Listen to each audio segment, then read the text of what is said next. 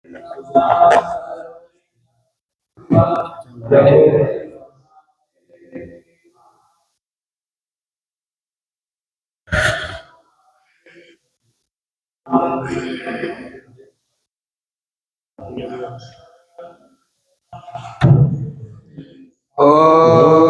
नमो सुनंताय सहस्रमूर्तये सहस्रपादाशिशिरोरुभावे सहस्रनाम्ने पुरुषाय शाश्वते सहस्रकोटि युगधारिणे नमः।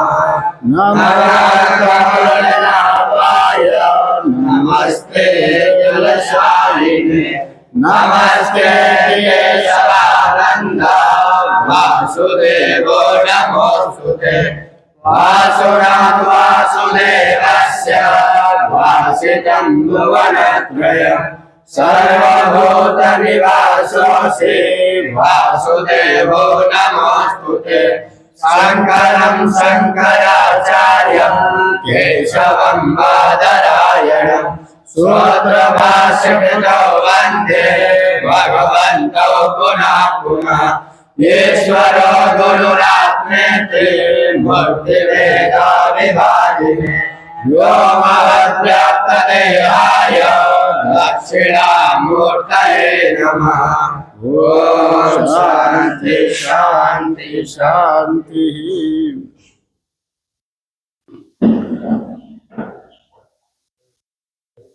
ओम शन्नो मित्रः शं वरुणः शन्नो भवत्वर्यमः शन्नः इन्द्रो बृहस्पतिः शन्नो विष्णुरुक्रमः। नमो ब्रह्मणे नमस्ते वायो त्वमेव प्रत्यक्षं ब्रह्मासि त्वामेव प्रत्यक्षं ब्रह्म वदिष्यामि ऋतं वदिष्यामि सत्यं वदिष्यामि तन्मामवतु तद्वक्तारमवतु अवतु माम् अवतु वक्तारम्। ओम शांति शांति शांतिः। ओम सहना भवतु सहनो भुनक्तु सह वीर्यं करवावहै तेजस्विनावधीतमस्तु मा विद्विषावहै। ओम शांति शांति शांतिः। ओम यच्छन्दसा वृषभो विश्वरूपः छन्दोऽभ्योऽमृतास्तं बभूव समेन्द्रो मेधया स्पृणोतु अमृतस्य देवदारणो भूयासम् शरीरं मे विचक्षणं जिह्वां मे मधुमत्तमं कर्णाभ्यां भूरि विश्रुवं ब्रह्मणः कोशोऽसि मेधया पीतः श्रुतं मे गोपाय। ओम शांति शांति शांतिः। ओम अहं वृक्षस्य देविव केते पृष्ठं गिरेरिव ऊर्ध्वपवित्रो वाजिनीवास्व अमृतमस्मि द्रविणतं सवर्चसं सुवेदा अमृतोक्षितः इति त्रिशङ्को वेदानुवचनम्। ओम शांति शांति शांतिः। ओम पूर्णमदः पूर्णमिदं पूर्णात् पूर्णमुदच्यते पूर्णस्य पूर्णमादाय पूर्णमेवावशिष्यते। ॐ शान्ति शान्ति शान्तिः। ॐ आप्यायन्तु ममाङ्गानि वाक्प्राणश्चक्षुश्रोत्रमथो बलमिन्द्रियाणि च सर्वाणि सर्वं ब्रह्मोपनिषदः माहं ब्रह्म निराकुर्यात् मा ब्रह्म निराकरो अनिराकरणमस्तु अनिराकरणं मे अस्तु तदात्मनिरतेयमुपनिषत्सु धर्मा ते मयि सन्तु ते मयि सन्तु। ॐ शान्ति शान्ति शान्तिः। ॐ वाङ्मे मनसि प्रतिष्ठिता मनो मे वाचि प्रतिष्ठितम् आविराविर्मयेति वेदस्य माणिस्तः श्रुतं मे मा प्रहासीरमेनादीते अहोरात्रान् संददामि मृतं वदिष्यामि सत्यं वदिष्यामि तन्मामवतु तद्वक्तारमवतु अवतु माम् अवतु वक्तारम् अवतु वक्तारम्।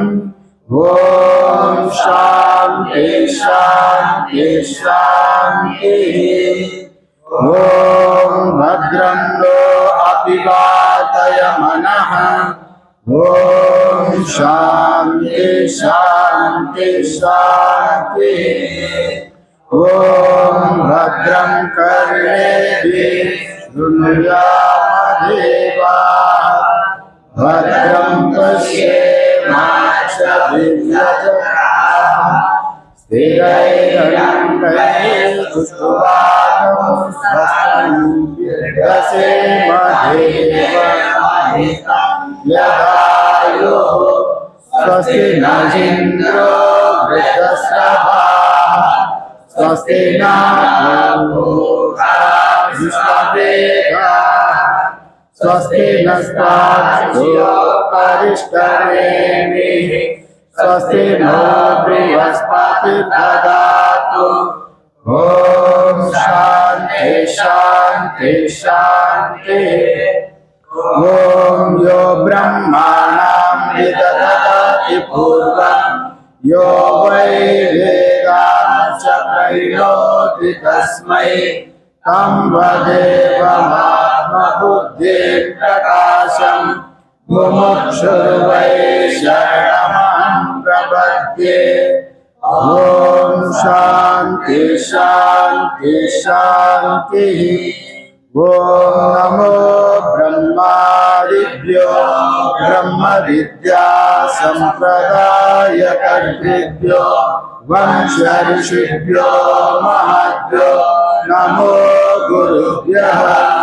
सर्वोपप्लवरहितः प्रज्ञानघनः प्रत्यगर्तो ब्रह्मैवाहमस्मि ब्रह्मैवाहमस्मि। ॐ नारायणं पद्मपदं वसिष्ठं शक्तिं च तत्पुत्रपराशरं च व्यासं सुतं गौडपदं महान्तं गोविन्दयोगेन्द्रमतस्य शिष्यं श्रीशङ्कराचार्यमतस्य पद्मपादं च हस्तामलकं च शिष्यं तं तोटकं कार्तिककारमन्यात् अस्माद्गुरुं सन्ततमानतोऽस्मि। श्रुते स्मृते पुराणानाम् करुणालयं करुणालयं नमामि भगवत्पादं शङ्करं लोकशङ्करं शङ्करं शङ्कराचार्यं केशवं बादरायणं सूत्रभाष्यकृतौ वन्दे भगवन्तौ पुनः पुनः ईश्वरो गुरुरात्मेति मूर्तिभेदाविभागिने व्योमवद्व्याप्तदेहाय दक्षिणामूर्तये नमः। ओम शांति शांति शांति। 10वीं अध्याय 31 से ना 31 से 40 तक करें। वसुदेवसुतं देवं कंसचाणूरमर्दनं देवकी परमानन्दं कृष्णं वन्दे जगद्गुरुं। पवनापवतामस्मि रामशास्त्रावृतामहम् जशानां मकरच्चास्मि श्रोतासामस्मि जाह्नवी सर्गाणामादिरन्तस्य मध्यां चैवाहमर्जुना आध्यात्मविद्यानां वादा प्रवहतामहम् अक्षराणामकारोऽस्मि द्वन्द्वासामासिकस्य च अहमेवाक्षया कालो माताहं विश्वतो मुखा मृत्युः सर्वहरच्चाहुम् उद्भवस्य भविष्यताम् कीर्ति श्रीवाक्यनारीणां स्मृतिर्मेधा धृतिक्षमाम् भ्रुवस्सामा तथा साम्नां गायत्री छन्दसामहम् मासानां मार्गशीर्षोऽहम् ऋतूनां कुसुमाकरा द्यूतां चलयतामस्मि तेजस्तेजस्विनामहम् जयोऽस्मि व्यवसायोऽस्मि सत्त्वं सत्त्वाहतामहम् वृष्णीनां वासुदेवोऽस्मि पाण्डवानां धनञ्जया मुनीनामाप्यहं व्यासा कवीनामुशना कवि दण्डो दमयतामस्मि नीतिरस्मि जिगीषिताम् मौनं चैवास्मि गुह्यानां ज्ञानां ज्ञानवतामहम् यच्चापि सर्वभूतानां बीजां तदहमर्जुना न तदस्ति विना यस्यान् मया भूतं चराचरम् नान्तोऽस्ति मम दिव्यानां विभूतीनां परन्तप येष तुद्देशतः प्रोक्तो विभूतेर्विस्तरो मया। ओम श्री कृष्ण। दो ही है ना? पूरा कर लेंगे। यद्यद् विभूतिमस्तत्त्वं श्रीमदुर्जितमेव वा तत्तदेवावगच्छत्वं मम तेजोंश संभवम् अथवा बहुनैतेन किं ज्ञातेन तवार्जुन इष्टभ्याहमिदं कृष्णम् एकांशेन स्थितो जगत्। ओम तत्सदिति श्रीमद्भगवद्गीतासु उपनिषत्सु योगशास्त्रे श्रीकृष्णार्जुनसंवादे नाम श्रीकृष्णार्पणमस्तु। हम लोग मांडुक्य उपनिषद का कारिका देख रहा है। कल भाष्य बीच में समाप्त हो गए थे, आज उसी का ही यहाँ पर दोहरा। पूर्व पक्षी यहाँ पर शंका उठा रहा है, प्राण का अव्याकृत का वाचक कैसा अब करेंगे। इसी बात पर कथम प्राण शब्दत्वम अव्याकृतस्य, किंतु ये अव्याकृत प्राण शब्द वाच्य कैसा हुआ। यहाँ ये बात पर कह रहा है, क्योंकि पहले भी बता चुका है अव्याकृत का निद्रा में और अव्याकृत में प्राण समान होने के नाते वहाँ पर प्राण शब्द का पहले भी इसी तरह का प्रश्न पूछे थे, और यहाँ भी फिर पुनर्पूछ रहा है यहाँ प्राण शब्द का अव्याकृत का वाच्य कैसा हुआ। इसी पर यहाँ पर प्रसंग चल रहा है और समाधान यहाँ दे रहा है सिद्धांति। प्राणबंधनम ही सौम्य मनः इति श्रुते, श्रुति कह रहा है प्राणबंधनम ही सौम्य मनः। यहाँ प्राणबंधनम ही सौम्य मनः मतलब यहाँ मन को बांधने वाला प्राणी ही है। मतलब यहाँ कौन सा प्राण लेना है, अपना व्यष्टि प्राण नहीं, समिष्टि प्राण भी नहीं, प्राणस्य प्राण।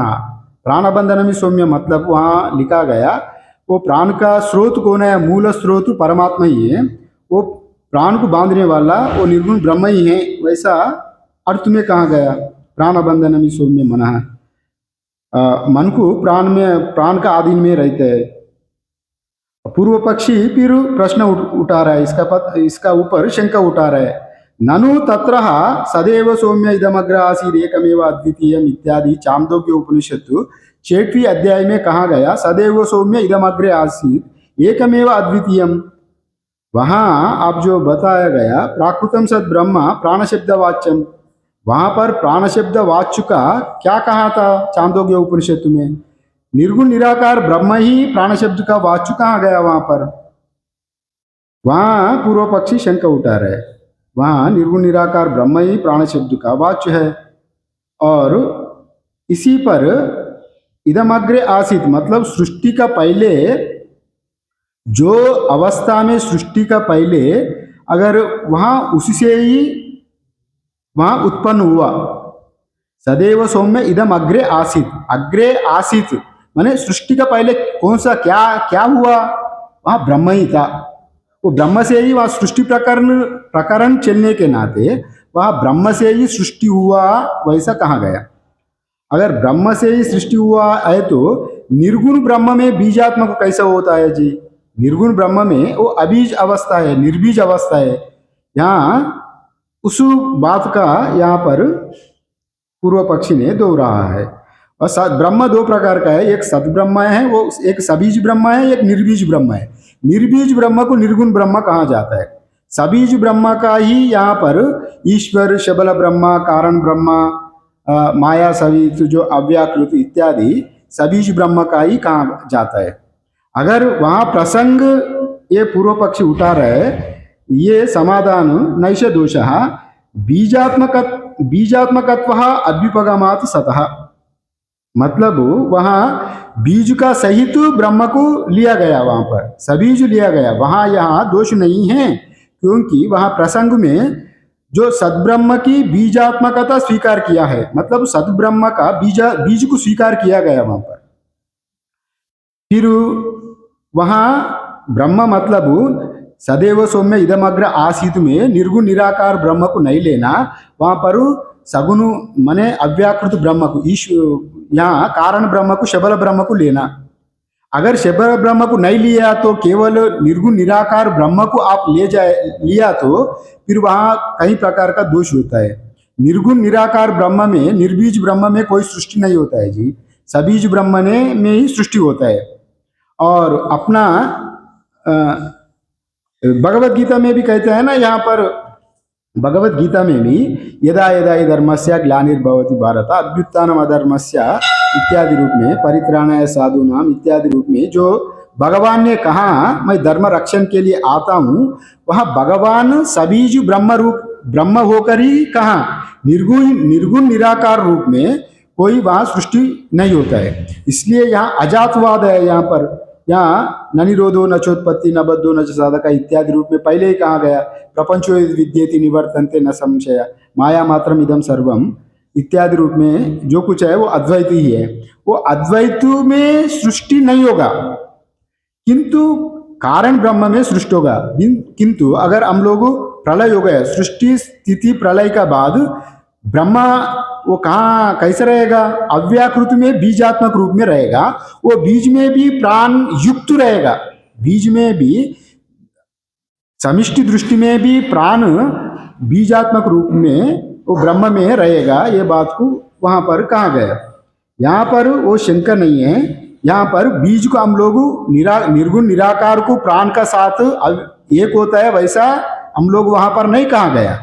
वहां बीज को स्वीकार किया गया, इसलिए वहां दोष नहीं है, ये बात को कहा गया। नैष दोषा बीजात्मकत्व अभ्युपगमात् सतः।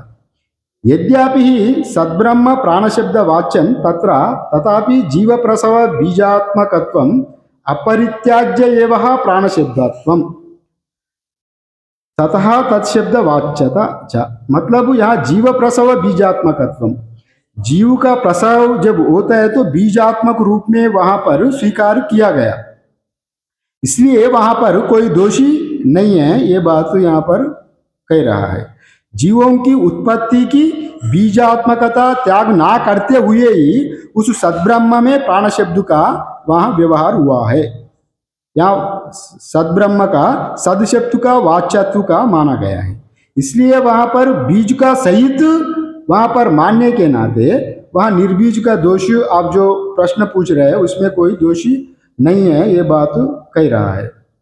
और ब्रह्म का भी सदैव सौम्य इदमग्र आसित में भी वहां निर्गुण निराकार ब्रह्म का, निर्बीज ब्रह्म का नहीं कहा, यहाँ पर सबीज ब्रह्म का ही कहा। मतलब वहां पर कारण ब्रह्म का ही वहां सदैव सौम्य इदमग्र आसित रूप में कहा गया। फिर वहां पर यह बात को वहां चांदोग्य में नहीं कहा, यहाँ पर कह रहा है। उसको निरूपण, यहाँ पूर्व पक्षी प्रश्न करे तो उसका निरूपण यहाँ पर कर रहा है। देखो, अगर निर्बीज ब्रह्म में, निर्गुण निराकार ब्रह्म में कोई सृष्टि नहीं होता है। अभी चांदोग्य में, ये तैतरे में भी आता है, तद एक्शन एक ओम बहुश्याम प्रजाइए। तद एक्शन, जब एक्शन करने का उनको मन में चिंता हो गई, तब उनमें गुण आ गया, माया आ गई। तब ईक्षण का पहले वो निर्गुण निराकार ब्रह्म ही था, उसमें कोई सृष्टि का बात ही नहीं है। वो ईक्षण उनका कहाँ पर हो गया? उनका माया में हो गया, उनका मन में हो गया। माने उनका जो समिष्टि मन में उनका ईक्षण करूंगा, मैं अकेला हूं, ईक्षण करूंगा, ईक्षण किया, माने उन सृष्टि करने का पहले प्लान बनाया, उसी का ही ईक्षण है। उसमें जब आएंगे तो बीजात्मक रूप में माया तुरंत आ गई, तभी वो सूक्ष्म रूप में सृष्टि, फिर बाद में स्थूल रूप में सृष्टि वैसा हो गई। इसलिए वहाँ ये इदमग्र आसित तदेव सौम्य इदमग्र आसित एकमेव अद्वितीय, मतलब वहाँ पर दूसरा ढंग का भी आचार्य लोग इसको वर्णन करता है। वहाँ एक ही रहा था, सदैव सौम्य इदमग्र आसित, माने पहले वो एक ही था। मतलब इसको वैसे भी ले सकते, हमको ब्रह्म ज्ञान का पहले भी वो आत्मा ही था, वैसे भी एक व्याख्यान नहीं देखा था। ब्रह्म ज्ञान का पहले भी वो एक ही था। अब हम अज्ञान में जब जीवों में आ गया, तत्सृष्टो तदेव अनुप्रविश्यत, वो जीव में अनुप्रविश्यत होने के बाद उसमें अपना स्वरूप को भूल के और अनेक प्रकार का यहाँ व्यवहार कर रहा है। वो व्यवहारिक जीवन में आने का पहले भी वो ब्रह्म ही था। वैसे भी एक व्याख्यान मैं देखा था, वो यहाँ पर ये व्याख्यान आता है। अभी वहाँ जो सदैव सौम्य इदमग्र आसीद एकमेव अद्वितीय में, वहाँ निर्गुण निर्बीज ब्रह्म को नहीं कहा, सबीज ब्रह्म की ही कहा। तो सबीज ब्रह्म को कैसा कहा उसका भी अभी बता देंगे, उसको बताने जा रहा है। यदि ही निर्बीजम विवक्षितम ब्रह्म अभविष्यत नेति नेति यतो वाचो निवर्तन्ते अन्यदेव तद्विदिता ततो अविदिता इति अवक्षात इति अवक्षात। यदि वह क्या कर रहा है, अगर वहां पर निर्बीज ब्रह्म का ही अगर लेना, वहां सदैव सौम्य इदमग्र आसीत में अगर निर्बीज ब्रह्म का ही अगर लेना है तो वहां दूसरा उदाहरण लेते थे, जैसे नेति नेति ये तो वाचो निवर्तन्ते अन्य देवता विदिता ततो अविदिता इत्यादि रूप में लेते थे। मतलब वहां कुछ भी नहीं है, नेति नेति मन से निराकार, कुछ भी नहीं, ये नहीं नहीं बोल के या कुछ भी नहीं है वहां पर। जैसा हम केले का जो कम स्तंभ को जैसे हम लोग छिलका निकलते निकलते निकलते अंदर में ठोस कुछ निकलता ही नहीं है, वैसे ही वहाँ कुछ भी निकलता नहीं है। वहाँ निर्गुण निराकार ब्रह्म का नेति नेति रूप में करते थे। ये तो वाचो निवर्तन्ते, मतलब वहाँ वाणी लौट कर आती है, वहां तक वाणी पहुँचता ही नहीं है इत्यादि रूप में श्रुति में प्रतिपादन किया गया। इसी बात को केनोपनिषद में कहा गया है, यद वाचा न विद्यते यद वाचा न विद्यते येन वाग विद्यते तदेव ब्रह्म त्वं विद्धि नेदम यदिदम उपासते। माने यद वाचा न अविदितम येन वाग विद्यते, माने वाक वहां तक पहुंचता ही नहीं है। जो ब्रह्म है हम लोग वाक को नहीं पहुंचता है, वो हम जिसका वाक का ऊपर उपासना करता है, इन मनसा तन मनुते येने उर मनोमतम तदेव ब्रह्म त्वं विद्धि नेदम यदिदम उपासते। माने ब्रह्म आप मन से चिंतन नहीं किया, इन मनसा तन मनुते, हम मन से जिसको मनन कर रहा है, मन का भी स्रोत देने वाला वो ब्रह्म है। हमको जिस ब्रह्म को कार्य रूप में उपासन कर रहे हैं वो ब्रह्म नहीं है। तदेव ब्रह्म त्वं विद्धि नेदम यदिदम उपासते। आप जो उपासना कर रहे हैं यहाँ पर वो ब्रह्म नहीं है, असली ब्रह्म तो निर्गुण निराकार ब्रह्म ही है। इत्यादि रूप में वहाँ पर वो उपनिषद में भी कहा गया, न तत्र चक्षुर्गच्छति न वांगच्छति न मनः इत्यादि रूप में वहाँ भी प्रतिपादन किया गया। वो निर्गुण निर्बीज ब्रह्म में ना कोई इंद्रिया वहाँ पर पहुँचता ही नहीं है, इंद्रिय अगोचर ब्रह्म है। इसलिए अगर श्रुति का इष्ट होता तो सदैव सौम्य इदमग्र आसीत में अगर निर्गुण निराकार ब्रह्म का ही प्रतिपादन करना है तो करने का उद्देश्य अगर श्रुति की अगर रहते तो श्रुति यहाँ पर नेति नेति यतो वाचो निवर्तन्ते अन्य देवता विदिता ततो अविदितात इति अवक्षात श्रुति का प्रतिपादन कर रहा है, वैसा तो श्रुति नहीं कहा। इसलिए वहां पर वहां भी हम लोग स्वीकार करना है, वहां सदैव सौम्य मतलब यहाँ सबीज ब्रह्म का ही लेना, शबला ब्रह्म का ही लेना और कार्य ब्रह्म का जो कार्य ब्रह्म का ही लेना, इसी रूप में यहाँ पर बताया गया। वो कारण ब्रह्म अव्याकृत माया सहित वो ब्रह्म की ही लेना, वहां पर बीज सहित ब्रह्म का ही लेना, ये बात कहा गया। और गीता का भी उदाहरण दे रहा है, न सत्यम ना सदुच्यते इति स्मृति। वहां पर सत है ना सत है ना असत है, मतलब बीज का भी निराकरण कर रहा है। बीज कैसे रहता है जी, सत्ता रूपे ना बीज रहता है, जहाँ भी रहता है सदरूपे ना रहता है। इसलिए वहां पर न सत्यम ना सदुच्यते, वहां ना सत है ना असत है, इसलिए वहां पर निराकार किया गया। सद और असत हम अच्छा बुरा कहाँ देखते हैं जी, अच्छाई बुराई धर्म तक ही सीमित है। आत्म स्वरूप में सत्य असत्य का भी वहाँ कुछ भी नहीं रहता है। हम लोग धर्म ग्रंथों में सत्यम वदा धर्मम चरा इत्यादि हम लोग कहते हैं, सत्यम वदा धर्मम चरा इत्यादि श्रुति ही कहते हैं। फिर यहाँ पर न सत्यम ना सदुचित, ना सत्य है ना असत्य है, ये सत्यम वदा धर्मम चरा धर्म में आता है जी। फिर अब भागवत में जाएंगे तो त्यज धर्मम अधर्मम च उभे सत्यानृत त्यजा उभे सत्यानृत त्यक्त्वा येन तेजसी तत्तेजा। आप मोक्ष का इच्छुक है, मुक्ति पाने का इच्छु है, वहां पर सत्य भी नहीं बोलना जी, सत्य से भी परे परे हो जाना। अगर सत्य बोलना धर्म में आता है, ये भी अच्छा ही है, सत्य बोलना आप लोगों के लिए नहीं है।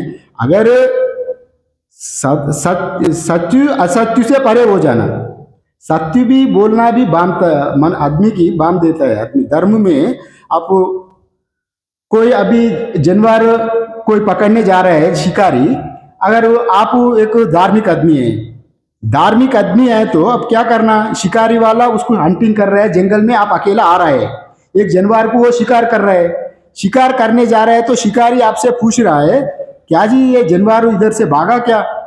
उस समय आप मौन रहना, कुछ नहीं है तो कुछ नहीं बोलना।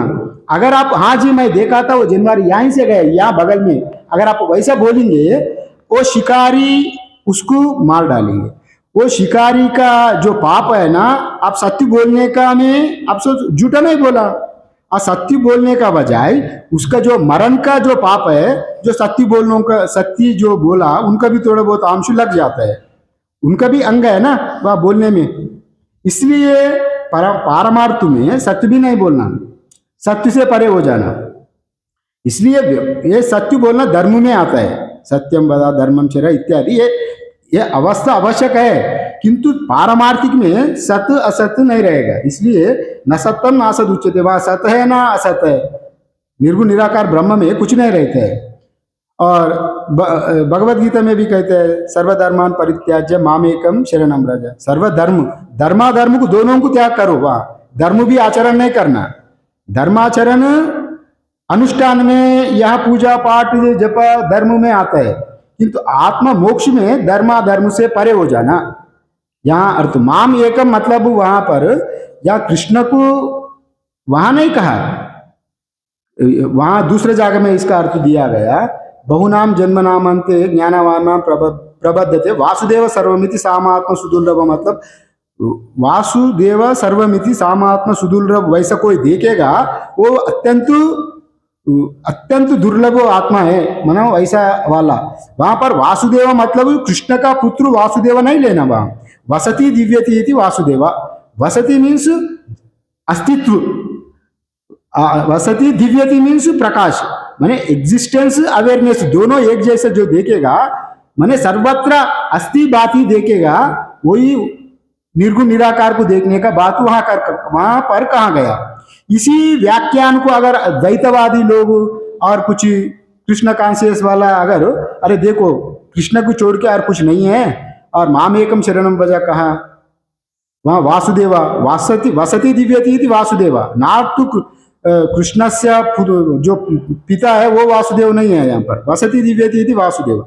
वो यहाँ पर भी सर्वधर्मान परित्याज्य माम एकम मतलब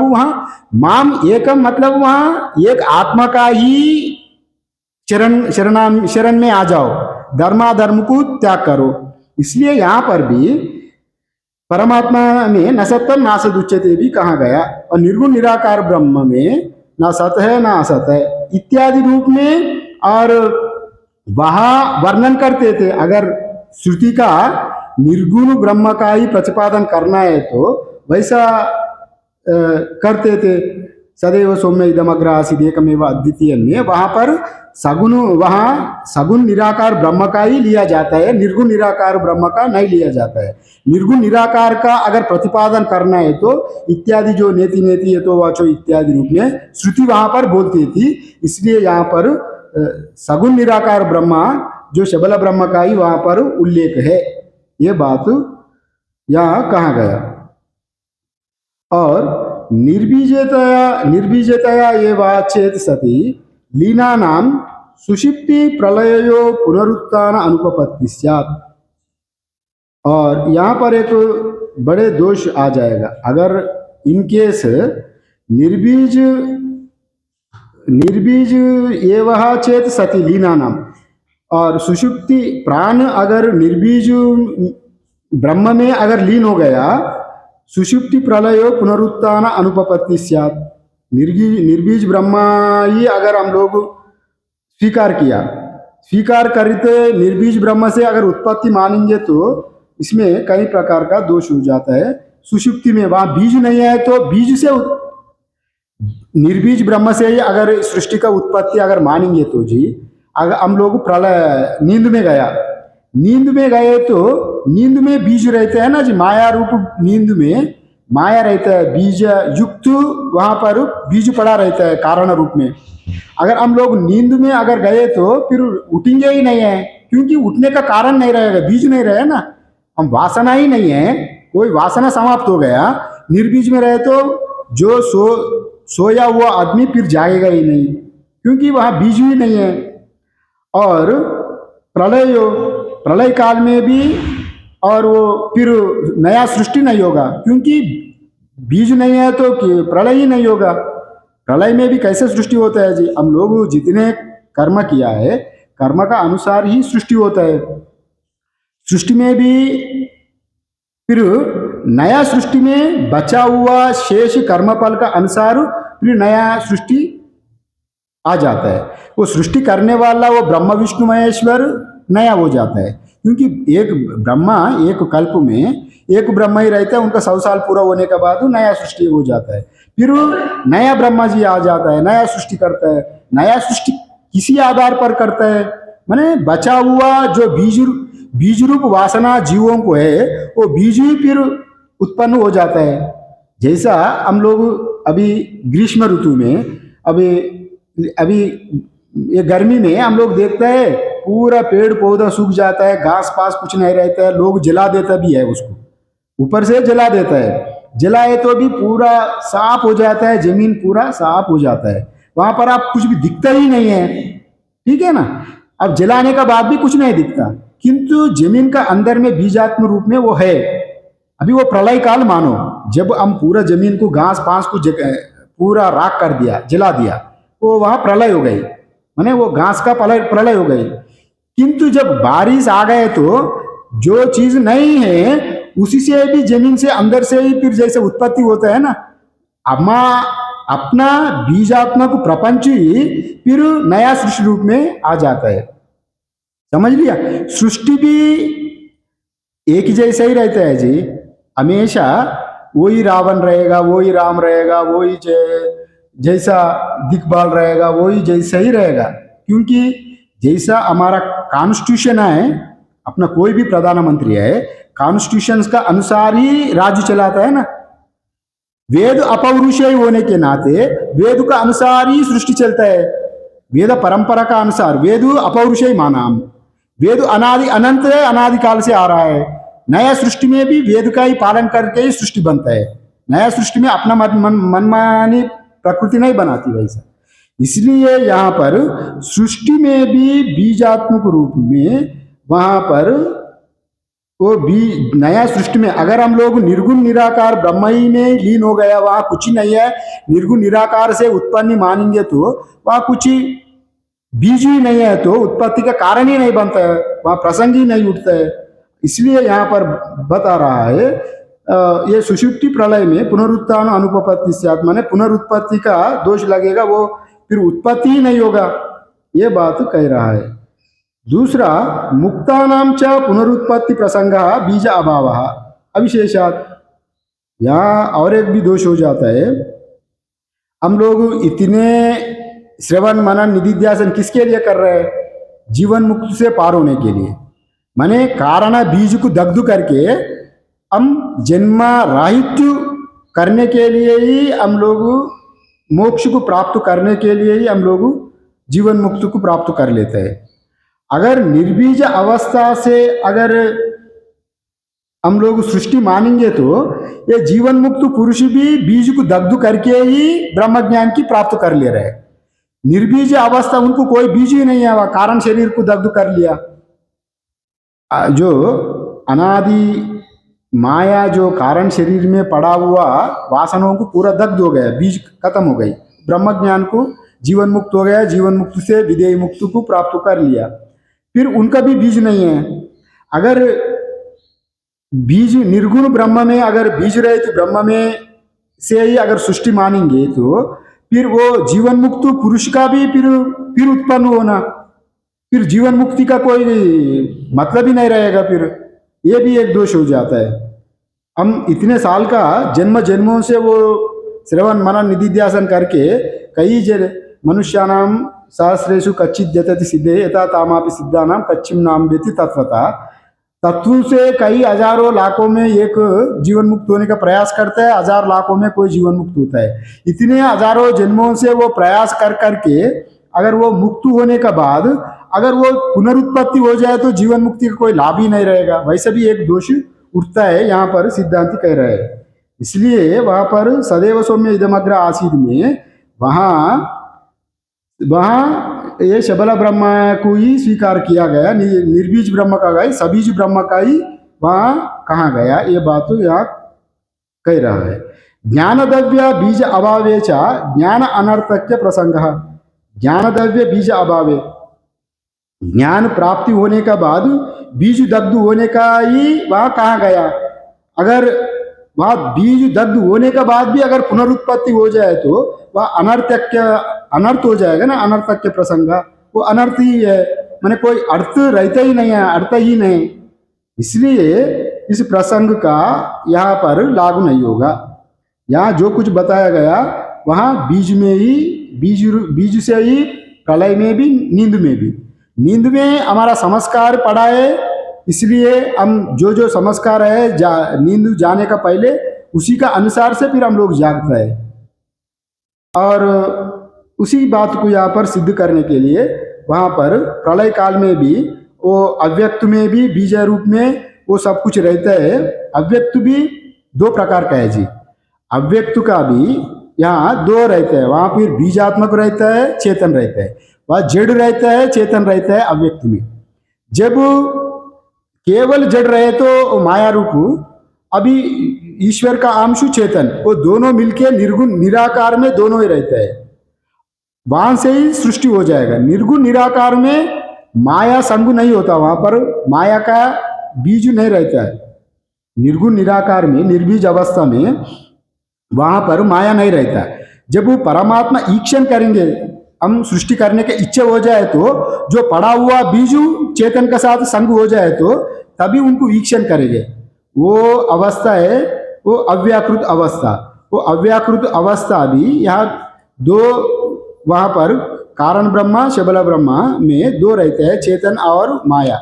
वो माया संहिता परमात्मा का वहाँ अव्याकृत कहा गया, वो ईश्वर भी कहा, एक ही बात है। यहाँ सत में भी दो अंश है, वो निर्बीज है, वो सबीज है। माने निर्बीज का निर्गुण निराकार ब्रह्म कहा गया, सबीज बीज सहित वो सगुण निराकार ब्रह्म है, वो अव्याकृत शबल ब्रह्म इत्यादि जैसे भी नाम दिया जाए। इसलिए यहाँ पर यह प्रसंग हो जाता है, ज्ञानद्रव्य बीज अभावेचा ज्ञान अनर्थक्य प्रसंग। अगर ब्रह्मज्ञानी का वो ज्ञान से, गीता में भी आता है ना, वो जैसा गीता में भी कहा जाता है, ज्ञानाग्नि दग्ध कर्माणि भस्माते कुरुते, तथा ज्ञान अग्नि से बीज दग्ध हो जाता है, अभी तभी पुनर्जन्म नहीं होगा। अगर ज्ञानाग्नि दग्ध होने के बाद भी अगर वो कहाँ पर मिल गया, ब्रह्म वेद ब्रह्मैव भवति तरति शोकम आत्मवित्, वो ब्रह्म में ही, निर्गुण ब्रह्म में ही लीन हो गया। निर्गुण ब्रह्म में लीन होने के बाद अगर आप मानेंगे निर्गुण ब्रह्म से ही अगर सृष्टि मानेंगे तो फिर वो जीवन मुक्ति का भी कोई मूल्य नहीं रहेगा। वैसे भी एक दोष आ जाता है, वो अनर्थक क्यों आ जाता है। तस्मात् बीजत्व अभ्युपगमेन एवं सतः प्राणत्व व्यापदेशः, इसलिए बीज का सहित ही वहाँ पर प्राण का व्यापदेश माना गया है। मतलब बीज का सहित मतलब, अतः सद्ब्रह्म की सबीजता स्वीकार करके ही उसका प्राण रूप से समस्त श्रुतियों में उसका कारण रूप से ही उल्लेख किया गया। उन्हें तस्मात् बीजत्व अभ्युपगमेन, बीज सहित ही, प्राण को बीज सहित ही माना गया। ये बात को यहाँ पर कहा गया, सर्वश्रुतिषु च कारणत्व व्यापदेशा, वो कारणत्व को स्वीकार किया, बीज का सहित ही वहाँ पर ब्रह्म का स्वीकार किया गया, केवल निर्बीज ब्रह्म का नहीं है, सबीज ब्रह्म का ही स्वीकार किया सृष्टि प्रकरण में, क्योंकि वहाँ सृष्टि होने वाला है। सदैव सौम्य इदमग्र आसीत में सृष्टि होने वाला है, वो प्रसंग में वो बीजात्मक ब्रह्म से ही यहाँ पर सृष्टि हुआ, ये बात कहा गया। अगर यहाँ पर दूसरा श्रुति का भी यह उल्लेख कर रहा है, अक्षरात् परतः परः सभाव्यभ्यंतरो यजः यतो वाचो निवर्तन्ते इत्यादि वह कहा गया। मतलब अक्षरात् परतः परः, वो अक्षर से भी परे है, माने कार्य कारण व्यतिरिक्त वो निर्गुण ब्रह्म है, वो अक्षर से भी परतः पर है। स्वभाव अभ्यंतरो एजा, मतलब यहाँ पर जो बाहर भीतर से भी और कार्य कारण से रहित है। कार्य कारण से रहित कौन है? निर्बीज ब्रह्म। ये तो वाचो निवर्तन्ते, जो पहले भी बताया गया, वहां तक वाणी पहुंचते ही नहीं है, और न तत्र चक्षुर्गच्छति इत्यादि में बताया गया। अगर उसी हिसाब से अगर स्वीकार करेंगे निर्गुण निराकार ब्रह्म का, इसी हिसाब से वहाँ कहते थे नेति नेति इत्यादि इत्यादिना बीज तत्व अपनयेन व्यापदेश। शुद्ध ब्रह्मा का जो बीज तत्व का निराकार करके ही वहाँ पर कहा गया। माने शुद्ध ब्रह्म में कोई बीज नहीं रहता है, सबीज ब्रह्म में ही यहाँ पर या जो प्राण अव्याकृत का साथ रहता है, निर्गुण निराकार ब्रह्म का बात में वहाँ नहीं कहा, ये बात को यहाँ सिद्ध किया गया। ताम बीज अवस्थाम तस्य एवः प्राज्ञा शब्द वाच्यस्य तुरीयत्वेन देहादि संबंधम जाग्रदादि रहितम पारमार्थिकीम पृथक वक्ष्यति। जो शुद्ध ब्रह्मा देव जो जागृत आदि से रहित अलग वर्णन किया गया। शुद्ध ब्रह्म का वहाँ पर शुद्ध ब्रह्म के लिए वो अलग व्याख्यान किया गया, तुरीय का प्रतिपादन करने के लिए यहाँ ये बात को कहा गया। उस प्राज्ञा शब्द वाच्यु जीव को देहादि संबंध तथा जागृत आदि अवस्था से रहित उस पारमार्थिकी जो अबीज अवस्था का तुरीय रूप से अलग वर्णन करेंगे, ये बात को कहा गया। और यहाँ दूसरा यह बता रहा है, बीज अवस्था अपनी न किंचित अवेदिशम। बीज अवस्था से रहते हुए भी, हम सुषुप्ति में बीज अवस्था में रहते हैं जीव, न किंचित अवेदिशम आनंदम अनुभवामी हम इत्यादि, यहाँ इतने ही दिया, न किंचित अवेदिशम। हम लोग सुषुप्ति में जाएंगे, गहरी नींद में जाएंगे तो हम कुछ भी नहीं जाना, कुछ भी नहीं जाना, बहुत आनंद से सोया, सुखपूर्वक सोया, कुछ भी नहीं जाना। कुछ भी नहीं जाना जागने के बाद जब आप कह रहा है कुछ भी हम नहीं जाना, वहां पर बीज रहते हुए भी आप कह रहा है हम कुछ भी नहीं जाना, माने सुषुप्ति का ज्ञान आप जागते हुए भी, आप जागृत अवस्था में भी कह रहा है ना। ये प्रसंग कैसा आया? जागते हुए भी आप जागृत जागृत, जागृत स्वप्न, जागृत सुषुप्ति, ये जागते हुए भी दक्षिणाक्षी मुखीय पुरुष इत्यादि रूप में जागते हुए भी आत्मा को दैन्य आत्मा में देखा गया, वैसा कहा गया। और हम नेत्र निमीलित नेत्र से जब हम एक चित्र को देख के मन में देखे तो जागते हुए भी आप स्वप्न देखा, वैसा कहा गया। अभी यहाँ पर आप सुषुप्ति सोते हुए भी, जागते हुए भी सुषुप्ति का दोनों को, जागृत स्वप्न का दोनों लय होने के बाद जो सुषुप्ति का अनुभव जागते हुए भी आप करेंगे, इस बात को यहाँ पर कह रहा है।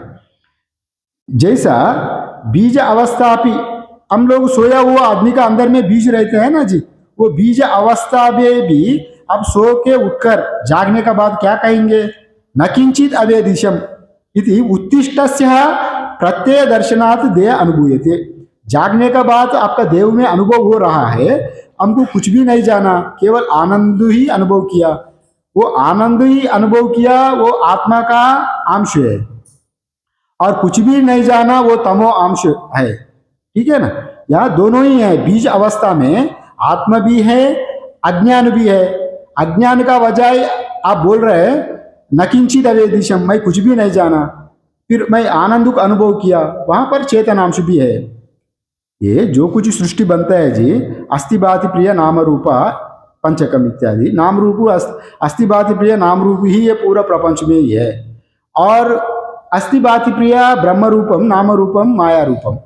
अपू ये अस्थि भाति प्रिय माया रूप अपना स्वरूप है। वह निर्बीज अवस्था में कोई वहाँ ना सृष्टि होता है, अपना आप में अस्तित्व में रहता है। अहम अस्मि, केवल मैं ही हूँ, कुछ है ही नहीं। मुझे छोड़कर कुछ प्रपंच में कुछ है ही नहीं, केवल अहम अस्मि ज्ञान है। और नाम रूप जब जोड़ गए तो माया आ गया आपका। माया आने का बाद यहाँ हम अस्थिभाति प्रिय को भूल के, अस्थिभाति प्रिय हमेशा हमारा साथ है ही, किंतु उसी ऊपर नाम महत्व ना देकर माया का ऊपर ज्यादा नाम रूपों में उलझ के अब माया रूपों का पीछे जाने के नाते अपने स्वरूप को भूल गए। यहाँ पर हम जानते हुए भी जागृत अवस्था में भी बीजात्मक रूप में आपका अंदर है, इसलिए न किंचित अवेदिशम, यहाँ हम कुछ भी नहीं जाना। इसी जागने का बाद उत्तिष्ठ से प्रत्यय दर्शनात् देह अनुभूयते, देव जागने का बाद वैसा अनुभव करता है हम कुछ भी नहीं जाना। माने इसी से सिद्ध होता है आप जागते हुए भी जागृत अवस्था का आप उस सोने का अध्यारोह कर रहे हैं। आप कैसा कर रहे हैं? जागते हुए ही मैं कुछ नहीं जाना, वो बात नहीं है। मैंने नींद में मैं कुछ नहीं जाना, ये बात नहीं है। जागने के बाद आप अध्यारोह कर रहे हैं अपना जो बुद्धि में, मन बुद्धि में अध्यारोप कर रहा है। वास्तव में सोया हुआ आदमी का वैसा वो ज्ञान नहीं रहता है मैं सो रहा हूँ बोल के। अगर कोई आदमी सो रहा है तो वो सोता नहीं है, और सोने का बाद ही वो अध्यारोप करेगा बुद्धि में, मन में, अरे मैं बहुत अच्छे से सोया था, हम कुछ भी नहीं जाना इत्यादि रूप में। इसलिए यहाँ पर वो सिद्ध कर रहे हैं जागते हुए भी सुषुप्ति का आपका बोध हो रहा है मन में, वो बीज सहित ही वहां पर है। इसलिए ये वा इति त्रिधा देहे व्यवस्थिता इति उच्यते, इसलिए ये देव में ही तीन अवस्थाएं विद्यमान है। ये बात को यहाँ पर सिद्ध कर रहा है।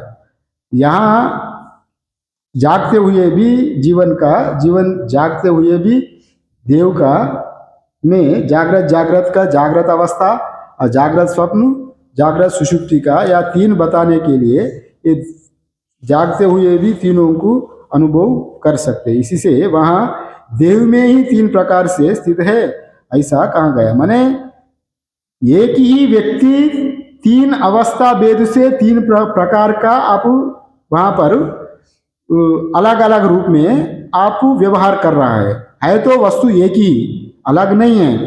एक ही व्यक्ति एक बार, जैसे नाटक में मैं पहले भी बताया, एक ही व्यक्ति का नाम, उनका व्यवहार का वजह उनको अलग अलग नाम होता है। वस्तु तो एक ही है, उनका व्यवहार अलग होने के नाते एक को आप विराट कहा, एक को हिरण्यगर्भ कहा, एक ईश्वर कहा। उनका उपाधि अलग है, स्वरूप दृष्टि से आत्मा अलग नहीं हुआ, उनका उपाधि दृष्टि से अलग अलग भेद हो गया। उसी का ही ब्रह्मा विष्णु महेश्वर इत्यादि रूप में उपाधिगत भेद है, स्वरूप दृष्टि से कोई भेद नहीं है। और अभी दूसरा कारिका में ये बताने जा रहे हैं, यहाँ विश्व रूप में, विराट रूप में स्थूलों को भोगता है, हिरण्यगर्भ तेजस रूप में सूक्ष्म भोगता है, सूक्ष्म भोगों को भोगता है, और निद्रा में वो आनंद का भोग भोगता है इत्यादि रूप में ये कारिका में कहने जा रहा है तीन भोगों का। और पहले अगले जो श्लोक है 4 नंबर, वो तीन तृप्ति का, तीन प्रकार भोग, तीन प्रकार तृप्ति का या वर्णन करने जा रहा है कारिका का। एक बार थोड़ा बहुत समय है तो इसी का देख लेंगे एक मंत्र का। और विश्वादि का त्रिविध भोग बता रहा है, इसका कारिका का एक बार उच्चारण हो जाए। विश्वोई स्थूलभुं नित्यम तेजसा प्रविविक्त बुक आनंद भुक्तता प्राज्ञा स्त्रिधा भोगम निबोधता। यहाँ पर विश्वोई स्थूलभुग नित्यम, विश्वोई स्थूलभुग नित्यम मतलब विश्व हमेशा स्थूल पदार्थों को ही भोगता है। माने जागृत अवस्था में हम लोग जो कुछ ही खा रहे पी रहे, हाँ, जा रहे आ रहे, वो जागृत अवस्था में ही हम स्थूल पदार्थों को भोगते हैं। अब मिठाई खा रहे तो मिठाई आपको जागृत अवस्था में अगर रहे तो जागृत मिठाई चाहिए, ठीक है ना। और यही यहाँ पर जागृत अवस्था का वो स्थूल पदार्थों को पंचभूतों में भोगता है। स्थूल पंचभूतों में यहाँ जागृत विश्व भोगता है, माना जीवात्मा स्थूल पदार्थों को भोगता है, ये बात कह रहे हैं। और तेजसा प्रविविक्त भुक्, तेजस सूक्ष्म शरीर का अभिमानी जो स्वप्न में वासना रूप में भोगता है, वो वासना पदार्थों को भोगता है। जागृत व्यक्ति का भोग वासना रूपों से होता है। अगर हम लोगों को खूब भूख भूख लगा या भी जागृत अवस्था में, जागृत अवस्था का तृप्ति कौन करेगा? आपको जागृत आहारी ही आपको तृप्ति करेगा, जागृत का भोग भोगेंगे। किंतु स्वप्न में वासना रूप से ही भोग होता है। ये बात को यहाँ पर कह रहा है। तेजसो प्रविविक्त भुक्, माना सूक्ष्म वासना रूप में तेजस भोगता है। और कैसे भोगता है? पूर्व संस्कार का बजाय, पूर्व वासना का बजाय वहाँ पर ये भोग आ जाता है संस्कार का दृष्टि से। जैसा मन में संस्कार है वो भोग, सूक्ष्म भोग आप इसी जीवन में भी हो और दूसरे जीवन में भी हो। वो वासना अगर चित्त में पड़ा है, अगर आपको इसी जीवन में कभी रंभा उर्वशी का साथ, कभी आप मिस यूनिवर्स का साथ कभी जो भी फोटो नहीं उतरा, कभी उसका साथ संग नहीं किया, कभी ना कभी आपका उत्कृष्ट पुण्यफल होने के नाते कभी ना कभी आप स्वर्ग में गए थे। वहाँ स्वर्ग में जाने के बाद किसी एक बड़े बड़े लोगों के साथ आप अच्छा पुण्यफल का बजाय जीवन जिए थे, वो संस्कार चित्त में पड़ा है। जब वो वासना रूप से वो अच्छा देवता साथ रंभा उर्वशी का साथ आप रहा, वैसा एक स्वप्न भी आता है। वैसा संस्कार का बजाय वैसा सूक्ष्म भोग भी वासना रूप से वैसा भी हो सकता है स्वप्न में। वो एक जन्म का नहीं है, अनेक पूर्व जन्मों का संस्कार चित्त में जब पड़ा रहता है, उसी से भी स्वप्न का वो संस्कार रूप में उद्भुत होकर आप स्वप्न का भोग भोग सकते हैं। तेजसा प्रविविक्त भुक्, ये बात कहाँ गया? ये बहुत विश्व और तेजस भोग भोगता है और उसमें सुख दुख भी अनुभव करता है। दोनों तरह का सुख दुख भी अनुभव करता है। वो अनुभव कैसा करता है? दोनों का मतलब, जैसा हम लोग जब जागृत अवस्था में अच्छा कर्म किया जी, अच्छा कर्म करे तो हम फल भी हमको अच्छा ही फल मिलेगा, भोग भी हम अच्छा ही भोग भोगेंगे। अब जागृत अवस्था में बहुत मेहनत करके बड़ा पंडित बना, विद्वान बना, कथाकार बना, आपका जैसा पाराशर जैसा बड़ा, आप पंडित लोग क्या करेंगे? गद्दी में बैठ के भी बड़ा लोग, हजारों लोग आ रहे हैं, लाखों का पैसा चढ़ा रहे हैं, तो बड़ा भोग करेंगे ना जागृत में, जितने मेहनत करते हैं। अगर कोई आदमी IAS का प्रिपरेशन करके और IAS पोस्ट करे तो उनको जागृत अवस्था में ही इतने भोग मिलते हैं ना, जागृत का भोग है। और स्वप्न में भी वासनात्मक रूप से भोग करता है। अगर वो अच्छा कर्म करे तो उत्कृष्ट गति से भोगेगा, बुरा कर्म करे तो परिणामी दुखी अनुभव करेगा। इसलिए वहाँ द्वासुपर्णा सयुजा सकाया समानम रूप से परिचय से जाते, त्वयोरन्यम पिप्पलम स्वाद्यति अनशनन अच्छन अभिशाक शीति इत्यादि रूप में जो जीवात्मा एक ही आत्मा होते हुए भी कर्म अनुसार से एक खट्टा मीठा फल खा रहा है और एक कुछ भी नहीं खा रहा है। मैंने ये खट्टा मीठा कैसे है? हमारा वासना रूप से हम जो भोग भोग रहा है और वो अपना कर्म फल का ही भोग रहा है, नया भोग कुछ नहीं मिलेगा आपको। आपका नसीब में रसगुल्ला लड्डू मिला, बड़े रसमलाई खीर खाने का अगर आपका प्रारब्ध में है तो आपका मिलेगा, आप अच्छे से खाएंगे बड़ा। वो आपका प्रारब्ध पूर्व का, प्रारब्ध का, कर्म का वजह ही सब कुछ मिलता है, बिना कर्म का कुछ नहीं मिलता। और वो जागृत अवस्था में भोग, यहाँ स्थूल अवस्था में विश्व स्थूल भोग करते हैं, वासना रूप से वासना प्रविविक्त भोग करते हैं। और इसलिए आनंद भुक् तथा प्राज्ञा, जब आप आनंद से सो जाएंगे जी नींद में, वहाँ प्रविविक्त भुक्, वहाँ ये दोनों ही नहीं रहेगा। स्वप्न और जागृत का कुछ ना होने के नाते उसमें स्मृति, स्वप्न का स्मृति भी नहीं है, जागृत का स्मृति भी नहीं है, कोई चिंता ही नहीं है। वह आराम से सो गए तो वो आनंद बुक है, वह आनंद को अनुभव कर रहा है। वो मैं पहले भी बताया, आनंद वो ब्रह्म से ही आता है, वो आनंद ब्रह्मानंद ही का एक अंश है। वो भले ही वो कोशानंद है, वो कोशानंद का भी आनंद वो ब्रह्म से ही आता है, वो एक आंश रूप में। तैतरीय में कहा रसो वैसा रसानंदम रसम लब्धा परमानंदम परमानंदो भवति, रसम लब्धा परमानंदो भवति, रसो वैसा कहाँ गया। ये इंद्रिय आनंद भी वो ब्रह्म से ही आता है जी। अगर कोई स्त्री पुत्र का, स्त्री पति पत्नी का साथ जो उनका संबंध है उससे आनंद मिलता है, तो वो भी ब्रह्म का ही आनंद है, ब्रह्म का ही एक अंश आनंद, एक बूंद आनंद है। वो विषय आनंद में भी ब्रह्मानंद ही है, किंतु उतने मात्र में ही ब्रह्म नहीं है वह, वो आनंद को आप सब, क्योंकि दूसरा ही कुछ है ही नहीं है, जो कुछ है ब्रह्म में ही, ब्रह्म ही है। जो कुछ है आपको ब्रह्म से ही प्राप्त होने के नाते वो ब्रह्मानंद, जो कुछ विषय आनंद भी ब्रह्म का ही थोड़ा टुकड़ा का आनंद है, ठीक है ना। किंतु उसी में उलझेंगे तो फिर आपका स्वरूप आनंद को भूलेंगे, हमेशा प्राप्त होने का आनंद को खो जाएंगे। थोड़ा आनंद के लिए हमेशा आपको भंडार खुला है जी, आपका सब कुछ मिलेगा। थोड़ा सा मिठाई के लिए आप उधर दौड़ेंगे, उधर ही भटकेंगे, तो आप अनंत मिठाई, अनंत दिन तक पाने वाला मिठाई आनंद पाने का आपका सामने है। किंतु उसके लिए थोड़ा प्रयास करना है, बिना प्रयास थोड़ा बहुत क्या प्रयास करना है, बिना प्रयास का थोड़ा जो कुछ मिल रहा है उससे हम लोग ठीक है। वैसा ये ब्रह्म ज्ञान में नहीं होगा।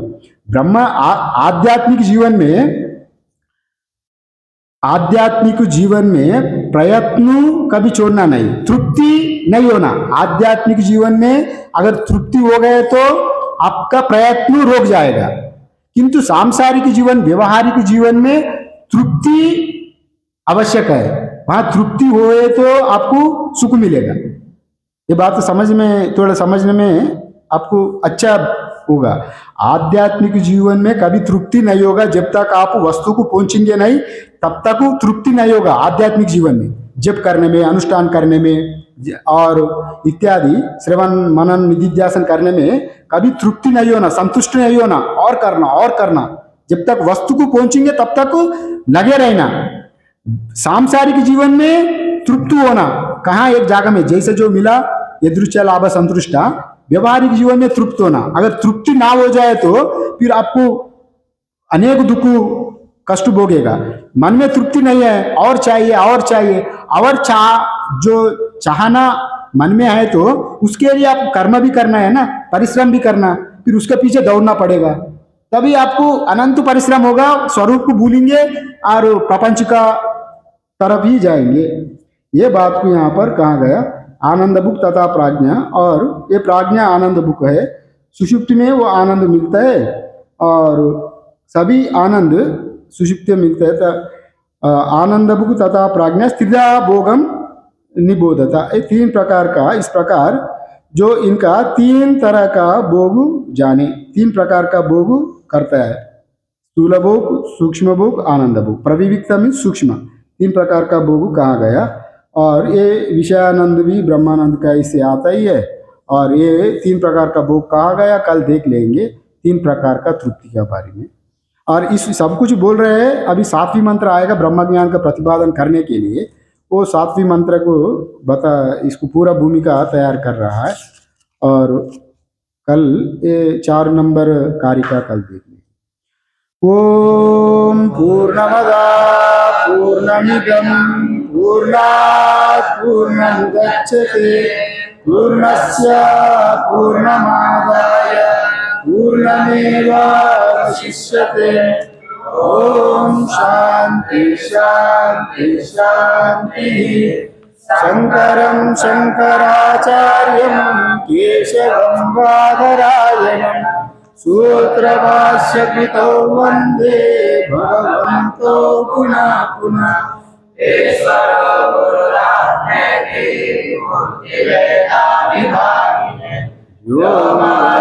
व्योमाद्यात्तदेहाय दक्षिणामूर्तये नमः।